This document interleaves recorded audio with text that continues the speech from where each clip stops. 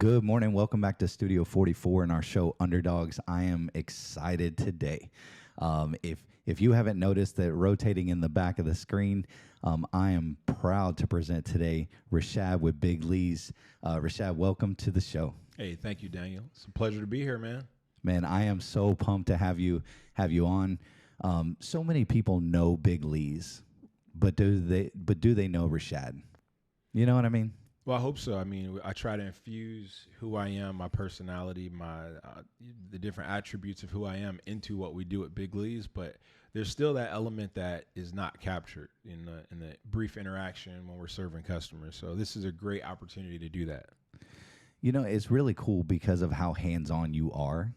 Like we watched your recent Diners and Dives, right? Or I'm saying that wrong. Yeah, Diners, Drive-Ins, and Dives. Diners, Drive-Ins, and Dives. I mean, we were up at 9 o'clock. Like I'm sitting there texting you. I got EJ on the other line. I'm like, it's on.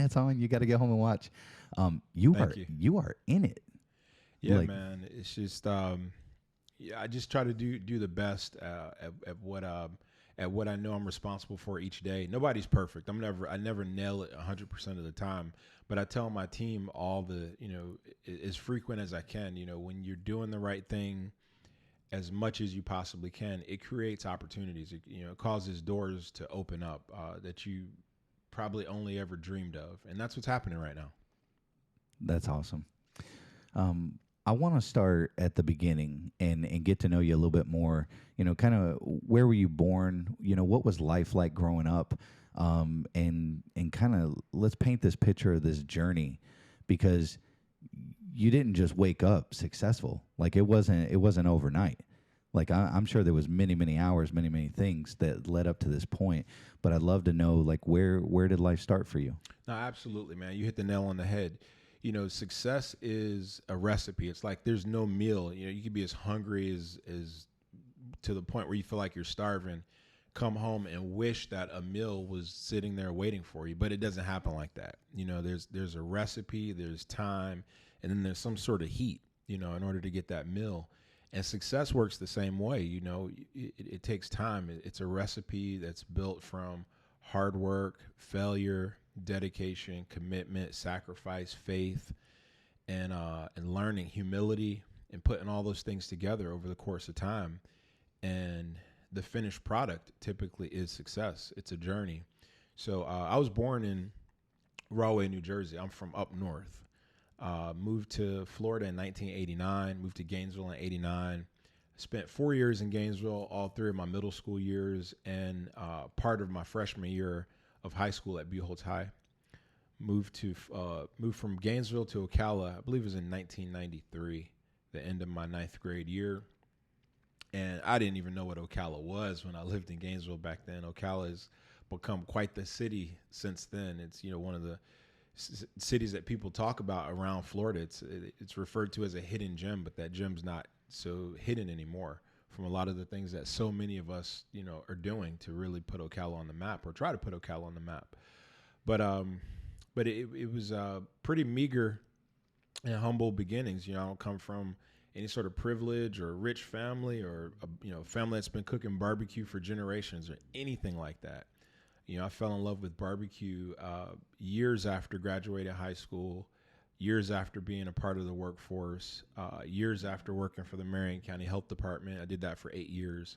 I married my beautiful wife on April 12th of 2008. So we just celebrated 15 years of marriage. Congratulations. Yeah, man. I mean, it's huge. 15 years, commitment, dedication, tough times, hard times, overcoming obstacles and sacrifices, and then just two different cultures, two different ways of living life, coming together and trying to fit that into one life. I mean, yeah, it's a lot of hard work that's gone into it.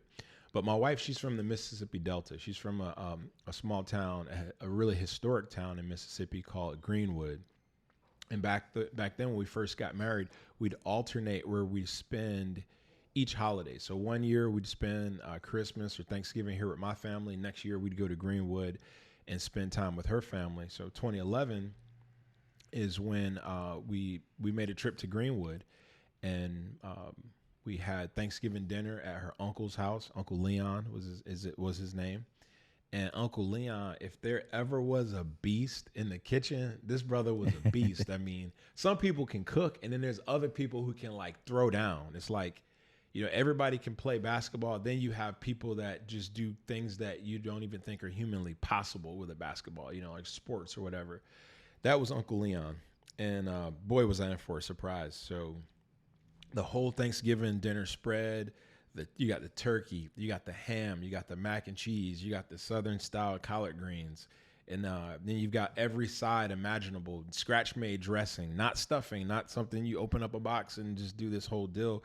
I mean, they make their dressing from scratch, like starting with cornbread and all these other ingredients, and it's phenomenal. Scratch made, cranberry sauce. Who does that? And the one in the can. I mean, they have both. Who's making cranberry sauce? And then there's a whole section with just desserts. So you got pies, you got cake, you've got banana pudding. Like the banana pudding we serve at Big Lee's, that's from Patrice's family's recipe. I mean, there was that there, and I'd never had any sort of banana pudding like that. So there's just food everywhere. I mean, it was so much food it didn't even make sense that one family on an occasion like this could consume this much food.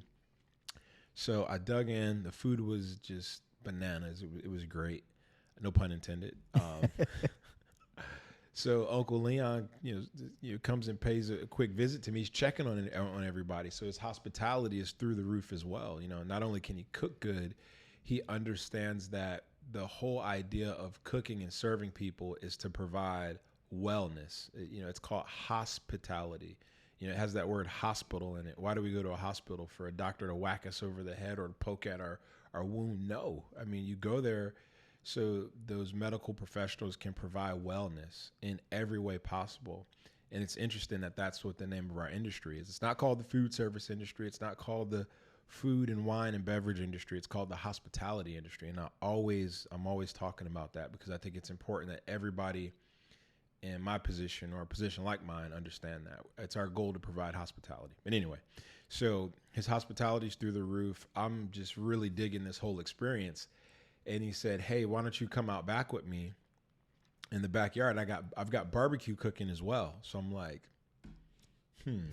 let's think about this. Full spread of Thanksgiving dinner, an obnoxious amount of food with barbecue cooking out back on top of all of that. So I'm like, I got to see this.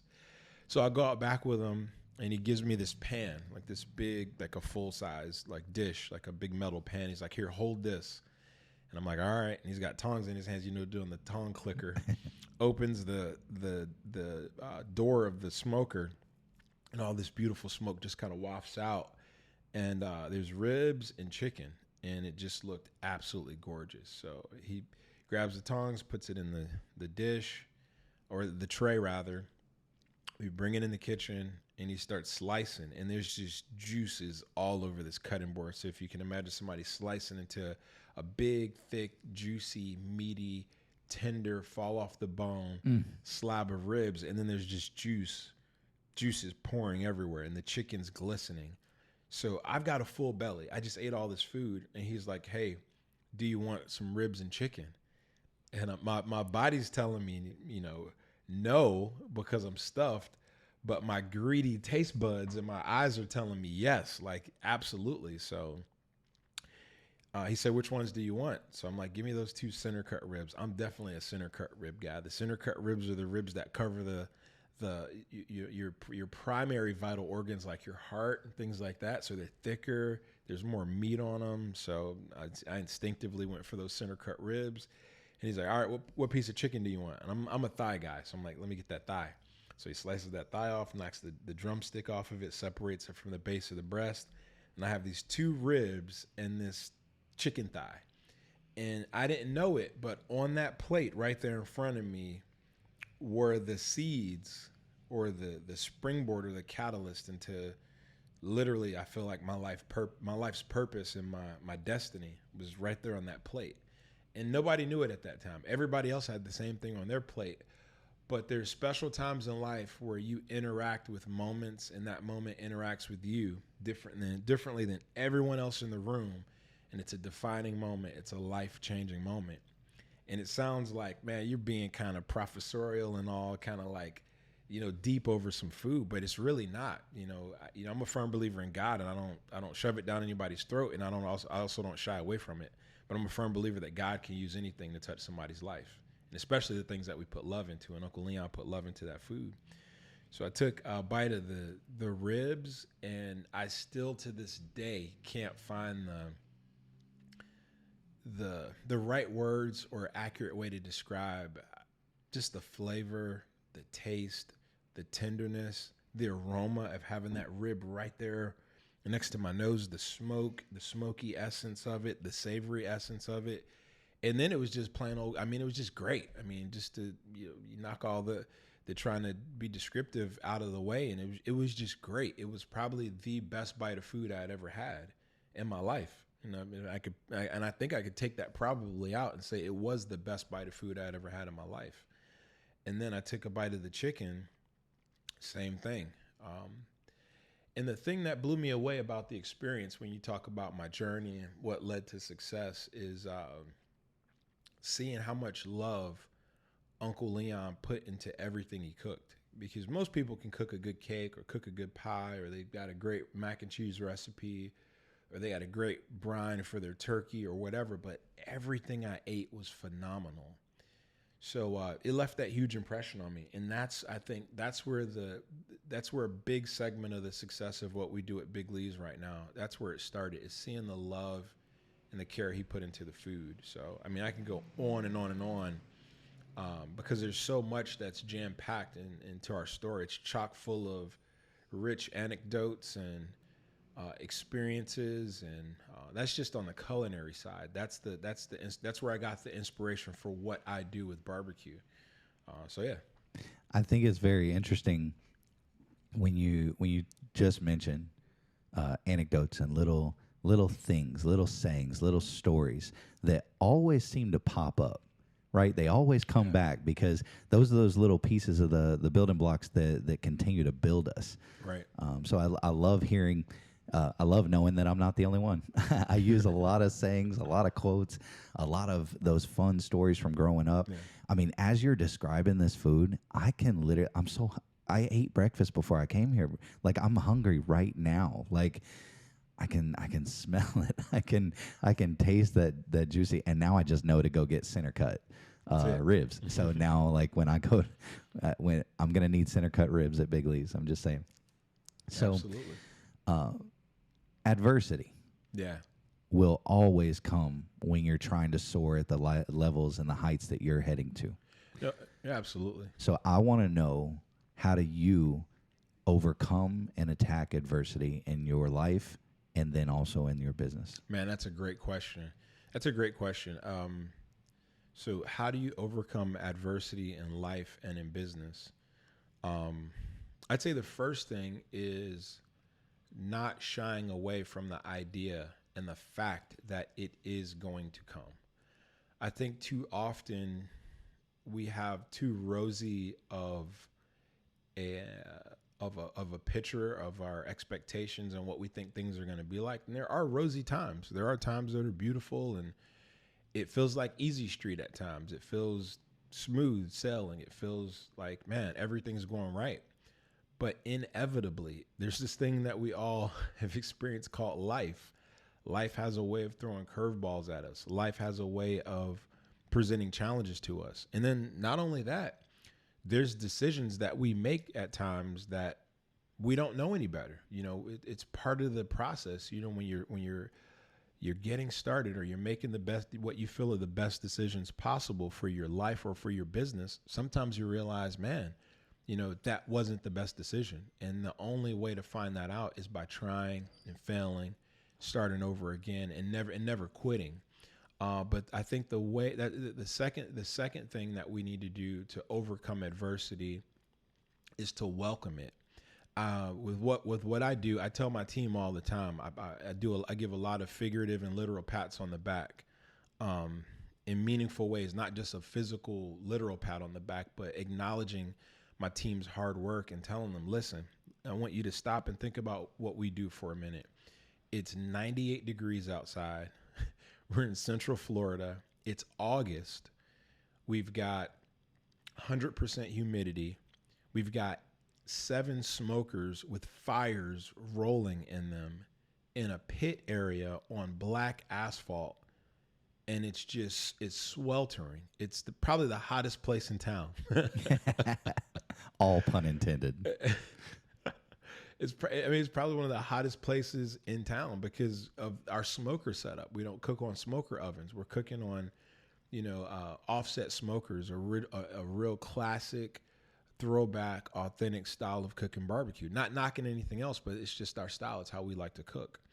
And I tell them, I'm like, listen, you know how tough you've got to be able to do this and do it well, day in and day out, and do it as if it's like nothing. And I tell them, a lot of people can't deal with the adversity that's just presented to us in the nature of what we do. I mean, cooking barbecue, manning a fire, tending to a fire that's burning at 275 degrees while it's 90 plus degrees outside. That's no easy thing. So just in the practical side of what we do, there's adversity embedded into it. But the trick about adversity is there's beauty within it. There's a reward within the adversity. There are blessings within the adversity. There's answers to prayers in the adversity. There's the very thing that everybody's looking for within the adversity. Few embrace and lay hold of those things because only few are willing to deal with the adversity. Few are willing to look adversity square in its eyes head on and say, okay, if this is what it is, what's up? Let's go. And when I was a kid, I grew up, pretty rough and tough environments. We had this saying, and a lot of the people probably had it too, but I only know what happened in my neighborhood.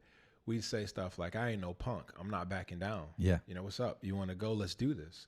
And I feel like we have to take that same mentality of not backing down and looking at yourself in the mirror and saying, I'm not a punk. I'm not soft.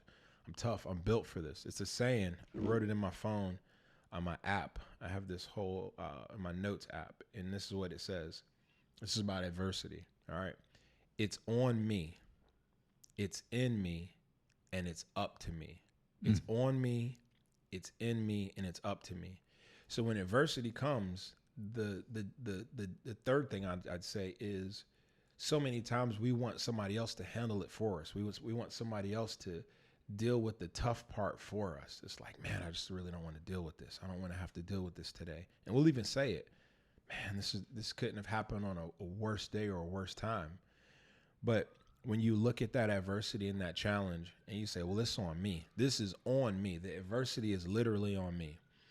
Not only is it on me, the ability to deal with it is in me. I have what it takes to overcome this challenge. I have what it takes to overcome whatever difficulty is in front of me. And then the last part of that is it's up to me. Nobody else is going to deal with my problems for me. Whatever problems that I have going on today, nobody else is going to deal with them. Nobody else is going to intuitively know what Rashad's dealing with and say, hey, I'll fix that for you. That challenge that you got with the kids, or that challenge you got with the family, or that challenge you got with the business, or that challenge you got with your back pain or stress. Nobody knows. Nobody knows that. And nobody's going to deal with it for me. Those are all adversities.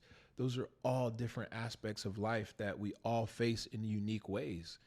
And my set of adversities are unique to me. Your set of adversities are unique to you. But the one thing that we can do is number 4 is have a good support system. Because yes, it's on me, it's in me, and it's up to me. But it's also up to me to not suffer in silence. It's also up to me to say, hey, I need help. This is what I'm dealing with. And there's millions, there's thousands and millions of people on this planet that not only can help us, but that are qualified to help us. And that I even feel, God has certain people that we're supposed to align ourselves with at times and say, hey, you have something that can help me and I have something that can help you. Let's link up. Let's not both suffer and try to, do this the hardest way possible. So adversity is surmountable. It's not insurmountable. You can't overcome adversity. And this is for everybody who's listening to this. And I want you to share this video with somebody if you're watching this and listening to this, because I lost one of my best friends about 6 months ago. He ended his own life. And when I hear adversity, I think of some of the most difficult things we all deal with and suffer with in silence. So now's the time to not be quiet anymore. Now's the time to say, you know what, this is difficult. This is hard. This is adversity. And it is on me. I feel it. I feel it on me every day. But I do feel like something is in me that can overcome this. I just don't know what it is yet. But it is up to me to figure it out. Whether it's on my own, whether it's asking for help, whether it's talking to a professional, whether it's calling a friend, whether it's talking to my spouse, whether it's talking to somebody, it's up to me. So I think those are the 4 ways we can overcome adversity. So yeah. I love that. There's so many times, like when you speak, that it just opens up doors in my mind. Like the way that we approach. I used to use the word free time, and you very quickly. And I don't mean you talk me into it. Like, you open my eyes to that there is no such as free time. It is my quality time. I love that you talk about, as far as overcoming adversity, that circle of influence that's around you. You know, there are definitely people, so many times and whether the person is an entrepreneur or not doesn't matter. Right. There's so many times when we suffer in silence that the reason we're doing that is because we think we can do it on our own. Right. We cannot do it on our own. We're not built to just do it on our own. We need people around us to help us obtain those levels that we're trying to get to, overcome some things that we're dealing with mentally and emotionally. I mean, you think about not being alone. We go to God all the time. Right. We're able to ask all the time. So you definitely need God in that circle of influence. You know what I mean? It helps quite a bit. Consistency. Okay? Consistency. Now, this is a word that a lot of people out there, they struggle with, because consistency, whether it is in life and business, when we talk about being consistent to overcome problems, and especially when you have employees, how do you encourage your employees to have that ownership mentality that allows your consistency to be there when you're not there? Bro, you ask the best questions. You know, people always put a premium on answers, right? I feel like you only get great answers when there's great questions. And a great question, the question precedes the answer. So when we get great answers in life and we get great responses, it's the credit goes back to whoever is provoking and thinking of things in these ways. You ask the best questions, man. Thank you, Phil. I'm telling you, man, those are great questions, thought-provoking questions. But consistency. So I'm gonna approach this 2 different ways. I'll approach it. I'll throw a curveball first and say that consistency sucks in business. It does. But I'll go back to the thing that everybody's probably thinking I'm going to say in a second. But consistency sucks, and I'm going to explain why. And I'm not knocking the question. I'm not knocking the question, but you'll see where I'm going in a second. So who remembers the first iPhone that came out? It was like real thick, and it had the real big charger base. It was like this wide. It was like the size of, it was like, cute. Yeah, it was cute. It was cute. You know, and had a certain set of features. I remember the first iPod that came out. I had like the little swivel thing where you kind of go through your songs. You had to swivel the little circle around and all this sort of stuff. Model T, think about that. One of the first vehicles that was ever manufactured by Henry Ford in the 100 plus years ago. That vehicle had a big crank out front where you had to go out front and literally crank the car up. People still say that, go crank the car up. Like, we don't need to crank a car up. But, when I think of consistency, I think of people still driving Model Ts 100 years later. I think of people still, instead of having the whatever latest iPhone or the latest gadget, you still have that original model. So that's why I say consistency sucks, in a sense, because what we believe in at Big Lee's, I actually train my team. It feels so weird to say this, because if somebody's just chiming in on this part of the conversation, like, that brother's crazy. He's talking about, he trains them to not be consistent, because I feel like consistency it's like, it can also be a comfort zone too. And how long do you want to remain consistent? How long do I want my ribs to be at this level, to consistently be like this? How long do I want my brisket to consistently be at this level. How long do I want our business model? How long do I only want to have 4 food trucks and a food trailer? How long do I want to consistently stay there? So consistency is good, but it's just like everything, there's 2 sides to it. So my first thought when it comes to consistency is, let's not be consistent. Let's be progressive. Let's try to advance.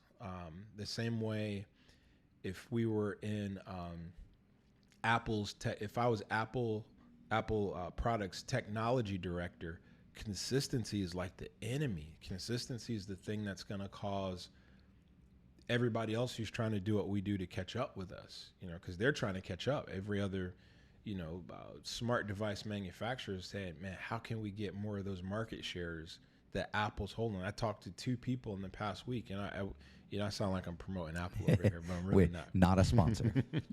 Yeah.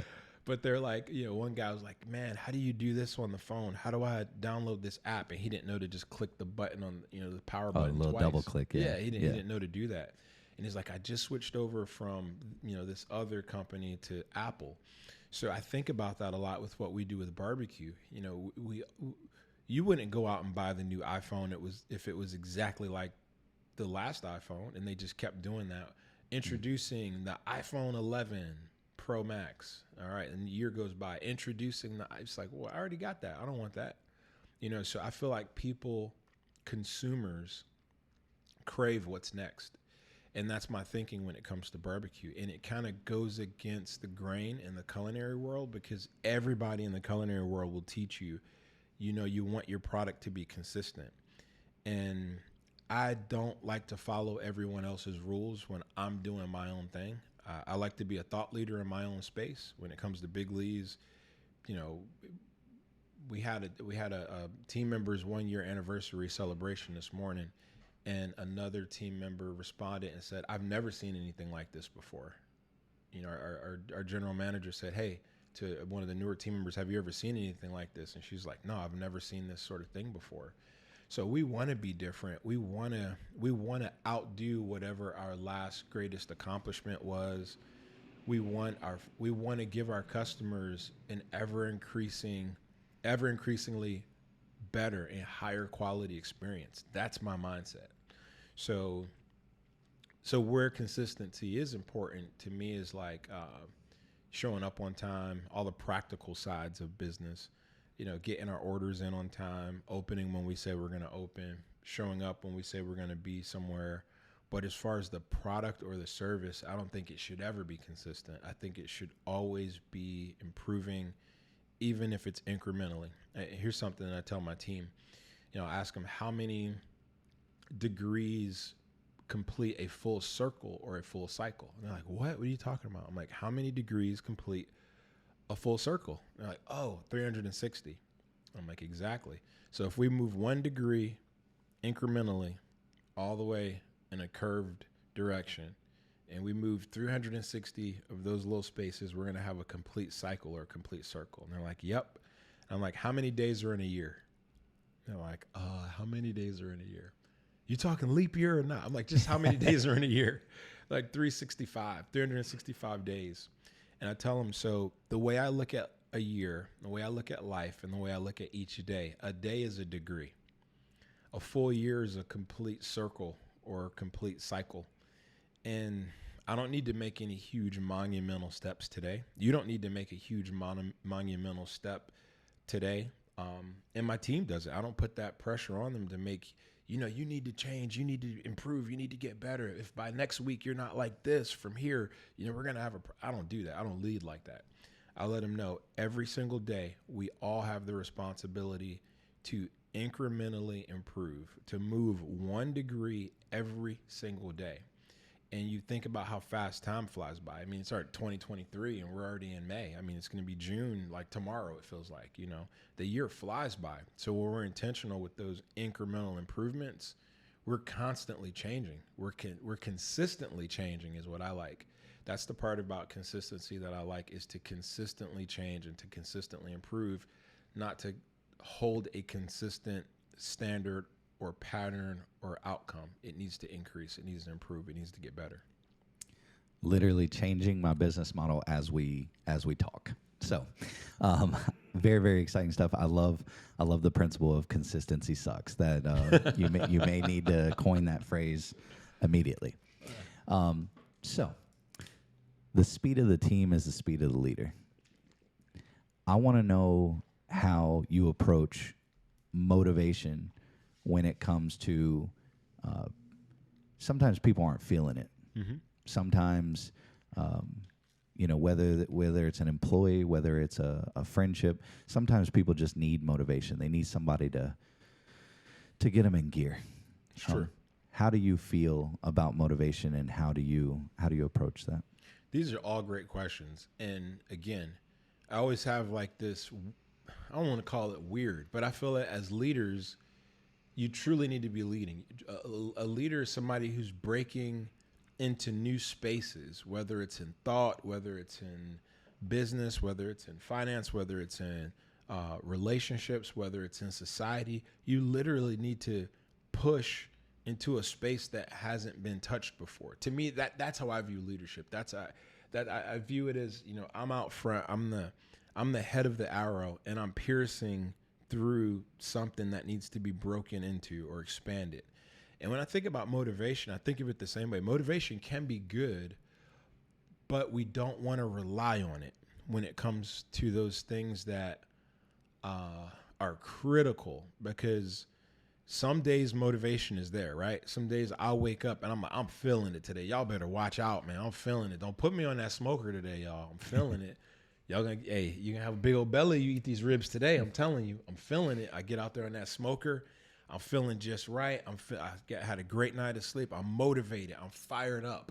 Motivation to me is when inspiration comes, and it comes and it lands inside of us, inside of our heart, inside of our mind, inside of our spirit, and it's like this fuel. It's almost like I'm sipping on coffee. That's not my energy. There's some caffeine in that coffee that gives me that jolt of like, all right, let's go. But what happens on the days when I don't have my coffee? What happens on the days where I can't get that caffeine? What happens on the days where I don't get that jolt from this thing that's not already inside of me? So that's the beauty of motivation. Motivation shows us who we can be and what we can be when it comes. When I listen to people speak and I get motivated from somebody's words, I'm like, whoa, it's like something's coming alive inside of me. That motivation is like a mirror that shows you the potential of what's within. So I try to motivate my team by explaining that sort of stuff to them. And then also I feel people will not be motivated when the cause is not worthwhile. If I tried to get a group of people together and I just came up with this lame cause, I mean, the cause was lame. I'm talking just something that nobody cares about. It doesn't help anybody. It doesn't touch anybody's life. There's no hospitality in it. There's no service in it. And it's just lame.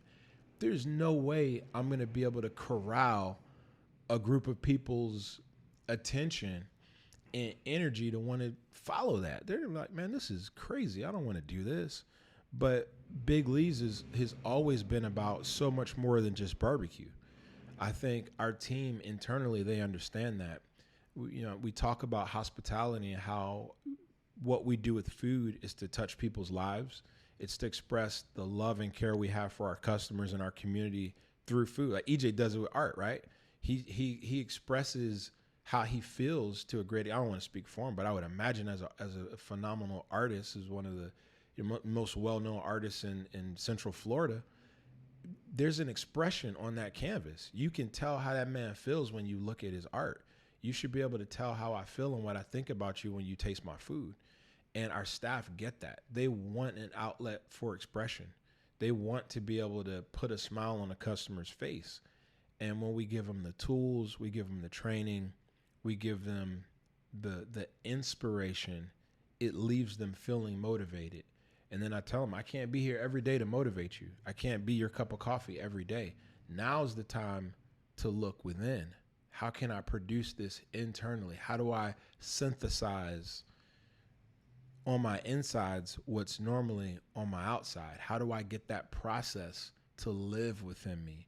How do I get motivation to reside inside of me? That's a powerful thing. Imagine that. Imagine every day I could wake up and I don't even need any coffee. It doesn't even matter whether I got enough sleep or not. There's something inside of me that just says go, and I'm ready. The way I feel about the day is my caffeine. The way I feel about today's assignment is my coffee. The way I feel about today's mission is the thing that puts that battery in my back and says, let's go. And I'm not even craving anything else to get me to do it. So I think that's the importance and significance of motivation. It comes to show us who we can be and what we can be every single day. When somebody inspires you, that's a beautiful thing. Inspiration it's like a rainbow. You can't make that happen. It's beautiful when we look up and see it, and you want to appreciate it in that moment, because before you know it, boom, it's gone. The sun moves a little bit, the rain stops, the rainbow's gone. So we got to take that inspiration, let it motivate us, and then find a way to synthesize that motivation to live within. Once again, I absolutely love hearing that, because there's many things in my life where I have either had to be the source of motivation, and when you can teach your friend circle to look within and find some of their own motivation, we won't stay as empty, because sometimes we give and give and give, and people need to find their own source. Everybody gets motivated by something different. Some literally just money's the motivator, right? And you throw a little bit of money at it, but it's so temporary, because the money goes as quick as it comes. So I've always seen that I need to find something greater, something more. So, I mean, we're on the outside. We're just trying to get on the inside a little bit. We're literally watching through the TV now. I mean, you're winning Food Network shows. We see pictures on social media. We see you hanging out with Guy, right? Celebrity and TV. You've been on many shows here recently, and I'm interested to know, who are some of those celebrities like Guy that have influenced you on the path that you're going when it comes to TV and production, and what excites you about that? Like, what's new, and who's in the picture that's really influencing you right now? Man, that's another excellent question. Influence is huge, because that's an aspect of life that's coming to leave an indelible impression on you. Like, you're changed after you're influenced. You are a different person. You're not the same person after you've been influenced. There's something you're taking away from that experience. And influence is precious. It's just like inspiration. It's precious. And realizing when those moments happen and being able to harvest everything that you're supposed to harvest from those influential moments in life is key. It's critical. And I consider myself to be very fortunate. I probably say it honestly like 10, 15 times a day, of how fortunate I feel and how grateful I am and how thankful I am towards, God and all of the amazing people that, I've crossed paths with. And when you talk about the different folks who are celebrities or famous that I personally know that have influenced me, I mean, without a shadow of a doubt, Guy is at the top of that list. And not for all the reasons why you might think. Somebody, oh yeah, it's because he's on TV and he's traveling all around eating all that good food. Yeah, that's cool. I mean, but I can cook, so I can eat good food. We have great restaurants in Ocala. I can eat good food. We all can eat good food. Yes. We can go to the same restaurants he goes to. He's not going to an exclusive restaurant. But the things that I'd say about him that have influenced me the most, number one is his generosity and his thoughtfulness. I am not the most thoughtful person in the world. I think it's important to know your strengths and weaknesses. And a lot of times for me, I feel like, man, I have 4 kids, I have a wife, I have a business, I have managers in the business, 20 some odd team members. I have a mom, I have a sibling. That's a lot. That's a lot to manage on a daily basis, to make sure I'm divvying up enough of me to give to them. But then I see somebody like Guy, who literally knows like everybody. Like, he knows other TV celebrities that are just as famous, if not more famous than him. He knows those people. Every celebrity chef that you could imagine, he knows those celebrity chefs and works with them and helps people to become celebrity chefs.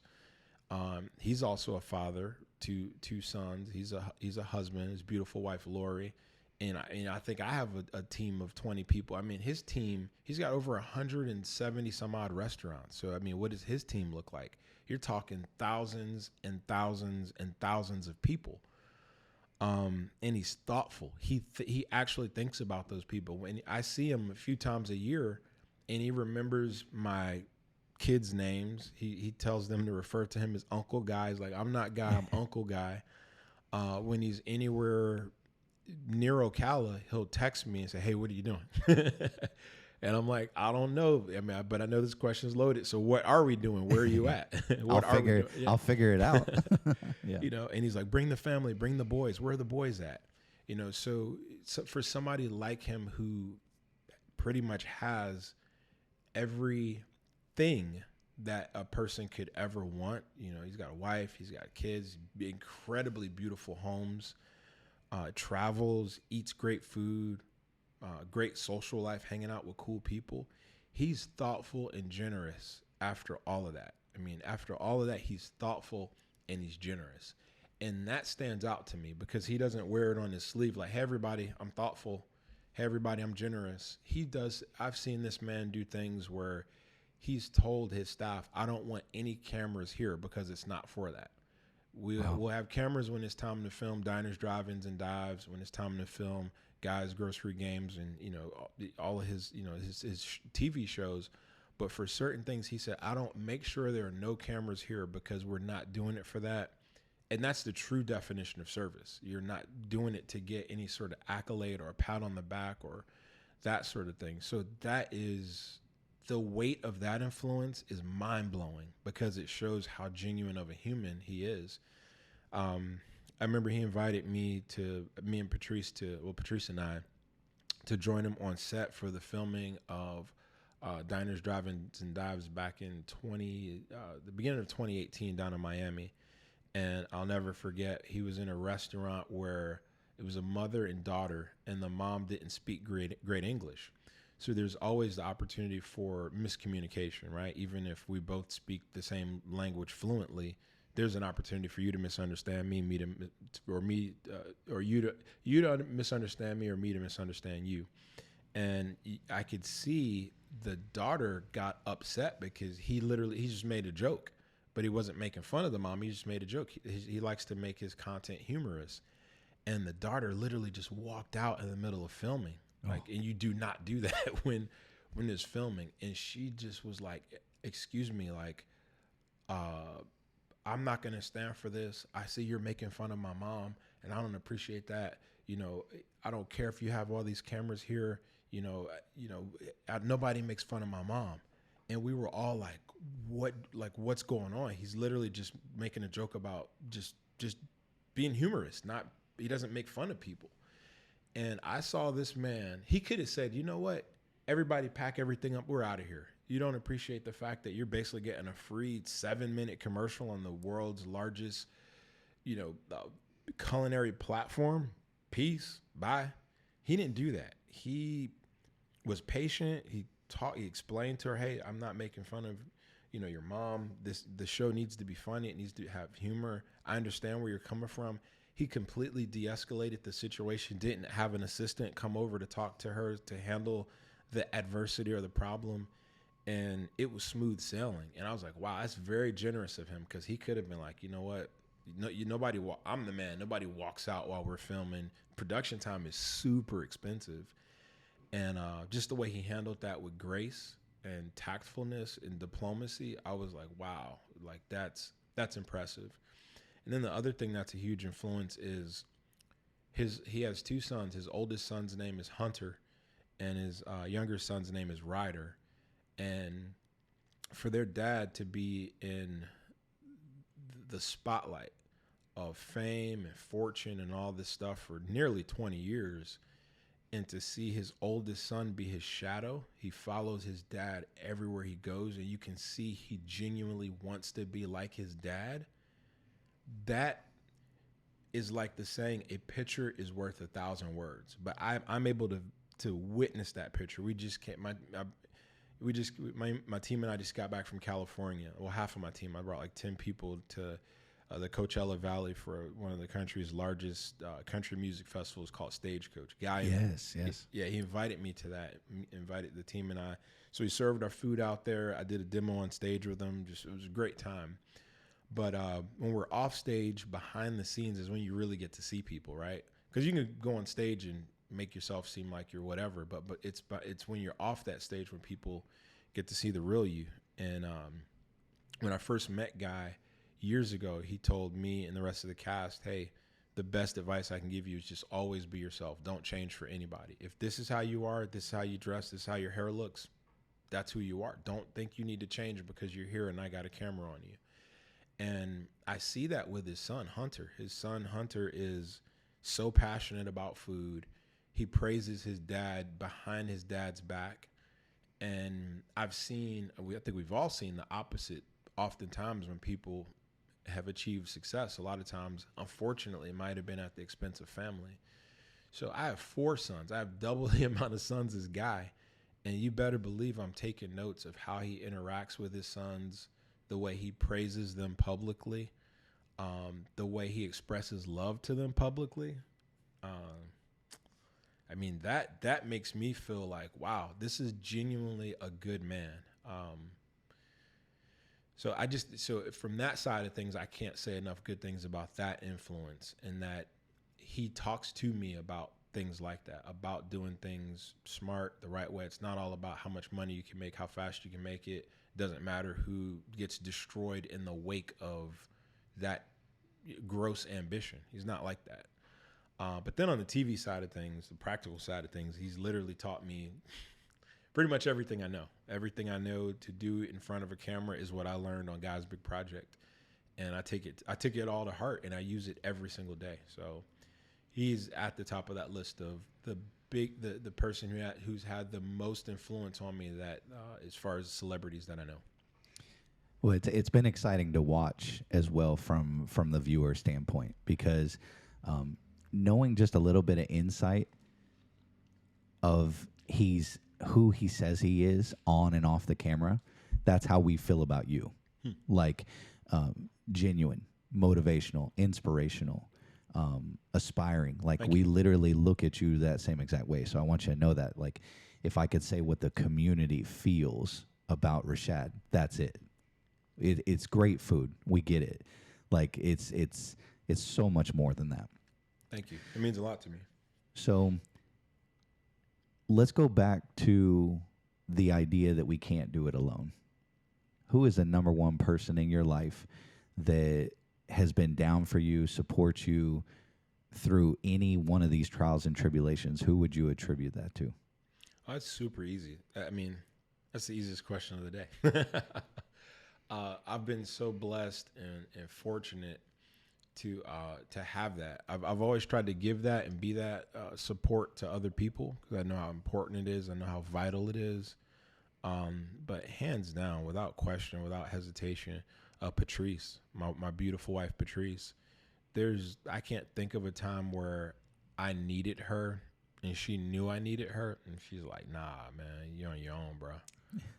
Good luck with that." I've seen this woman sacrifice in ways and sign up for the unknown. Now think about that. She sacrificed and signed up for the unknown because she knew it was going to help me get closer and closer to a dream of mine. And I never asked that of her. I didn't say, "Hey, babe, would you be willing to sacrifice and sign up to go into the unknown?" Like, who wants to go into the unknown? Like, most people don't want to go into the unknown. It's like, wait, what's over there? I'm good over here. She was like, "Nah, I'm good. I'm down." And as beautiful and as dignified and as stately that my wife carries herself, don't get it twisted. My wife is a rider. You talking about somebody that's ride or die? Some of y'all know what that means. Like that's somebody. If I was a gangster, my wife we'd be like Bonnie and Clyde. That's how that's how down that woman is. Yes. Even though she's stately, she's dignified, she holds herself to a certain, she just when you see Patrice, she'd be like, man, who is she? Like, what did you do? Who are you? Like, she's that kind of woman where you see her, you're like, there's something to her. But when I got selected to compete on Guy's Big Project, I got the casting company called. It was like 7-8 o'clock at night I think this was on a Saturday, and they're like, yeah, you've been selected to be a part of the show, and we need to know if you agree. If you agree, it means you've got to be gone for, I think, 6 weeks if you make it to the end of the show. 6 weeks. And we need to know now, basically. And I'm thinking about it. And Patrice, she hit mute on my phone, and she said, say yes. Because I'm thinking about her. I already wanted to do it. It's not like I was wondering whether I wanted to do it or not. But my yeses and my nos as a leader, as a husband, as a father, as a business owner, my yeses and nos to what I say yes or no to life, it does not only affect me, it impacts those around me. So I already wanted to say yes, but I had to put that pause in there to consider, well, we've got a newborn. Christopher, our 6-year-old, was like 2.5, 3 months old. And then all the rest of our guys were like 2, 4, and 6. So super young family. And this is when I was doing like 80% of all the work at Big Lee's, cooking all the meat, prepping all the meat, showing up to work at 4 a.m., all this stuff. So I'm like, if I say yes to this, who's doing all that? And she already knew what I was thinking. She's like, don't worry about it. I know what you're thinking. Don't worry about it. Say yes. I got you. And I'm like, if there was ever like a real life situation where you could feel the weight of a moment on your back and then it's lifted in a genuine way, that's my wife. That's support, And while I was gone for 6 weeks, she did it all. I mean, I still don't understand, because I don't think I could have done it. I know I couldn't have done it. She took care of the family. She took care of the boys, remained being an awesome mom, encouraged me 2,500 miles away through texts, phone calls, emails, saying, hey, don't worry about whatever you got going on today. We're all praying for you. Like, who thinks to do that when you're taking care of the whole family and you're showing up to our pit, our barbecue smokers to start cooking at 4 a.m.? Like, I got to give a shout out to my parents as well.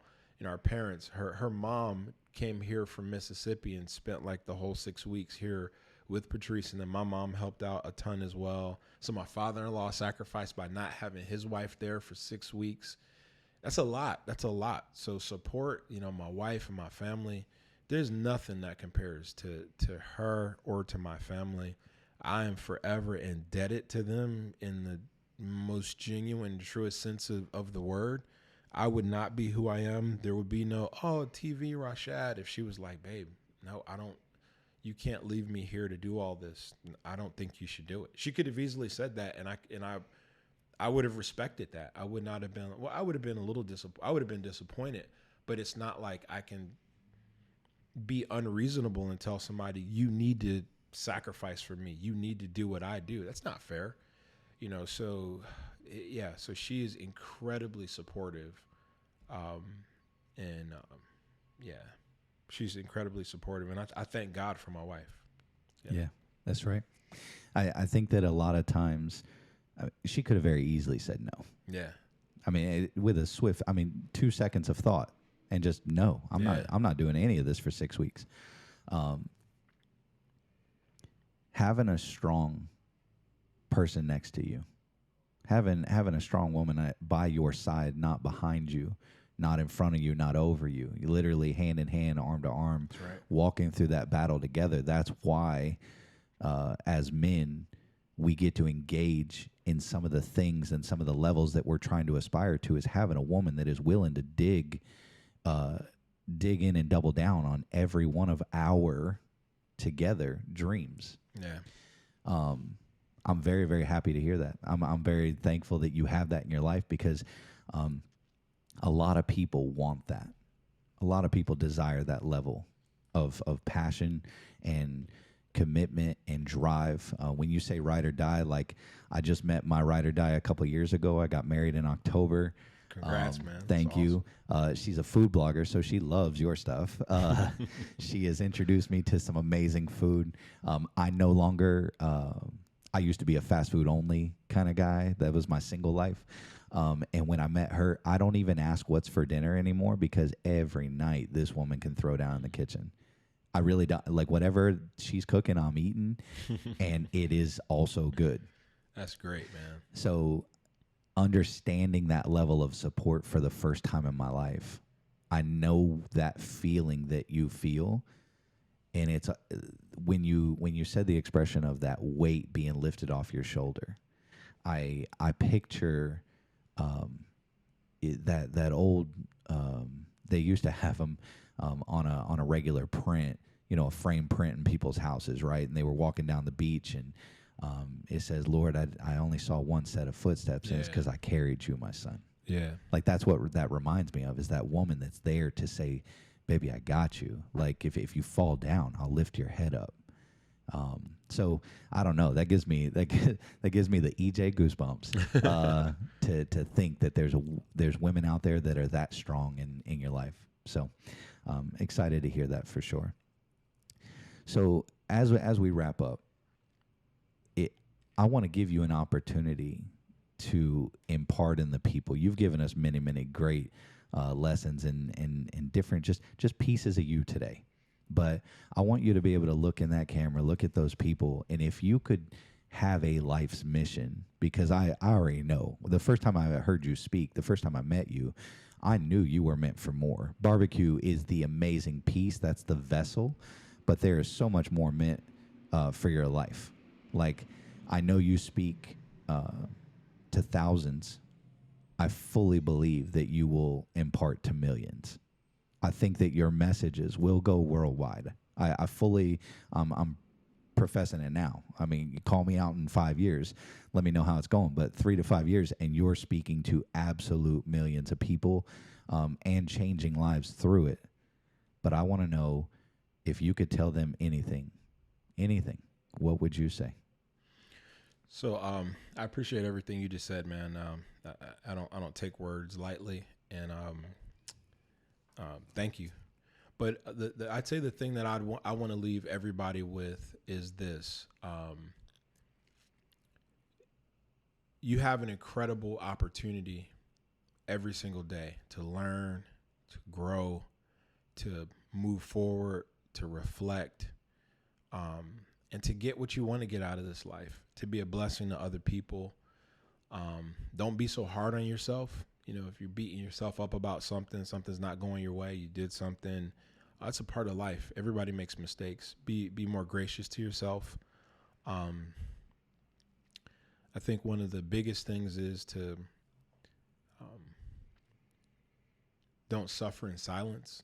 If you're going through anything, it could be the littlest things, like, man, my ankle's been hurting me for like 6 months, but you haven't talked to anybody about it, or it's something different on an emotional or mental side. It's like, man, I just struggle with these thoughts and these feelings, and nobody's going to understand me. They're going to think whatever about me. I better not say anything. I'll just keep this to myself. I really want to encourage you to not suffer in silence. Even if it's something business-wise. I've been there before where I'm like, man, I should know this. I don't want to talk to anybody about this. They're going to look at me like, Rashad, you don't know this? You should know that, man. There's so many things that we all can feel beat up about, or feel, like inadequate, or we can feel, like we're not measuring up, or whatever the case is. Or just suffering, some sort of pain, some sort of frustration that maybe only you're the only person that knows about it. But I would definitely encourage you to not be silent about it anymore, to not be silent. I know you're trying to hold it all together and trying to be tough and trying to be this and trying to be that. That's all good, but there's people who love you. There's people who care about you that you might not even know they love you and that they care about you. And it may take a step of humility, humbling yourself and saying, you know what, I need help. I cannot do this on my own. I need help. Like straight up, I need help. And I'm gonna tell you right now, there's gonna be so much relief when you find the right help. There's 8 billion of us on this planet for a reason. If we all could just do it on our own, I'm sure there's enough planets out there throughout the entire universe where, Earth would be mine and Mars would be yours, and I'd figure it all out by myself with the resources that are here. But there's 8 billion of us all on this one planet. And I firmly believe that a big part of that is because we need each other. And the last thing is, I'd say, I hope something that I said today really inspired you or motivated you or caused you to, think of something, think of things in a different way, in a positive way, and eat more barbecue. That's really what everything's all about. Just eat more barbecue and everything will be fine.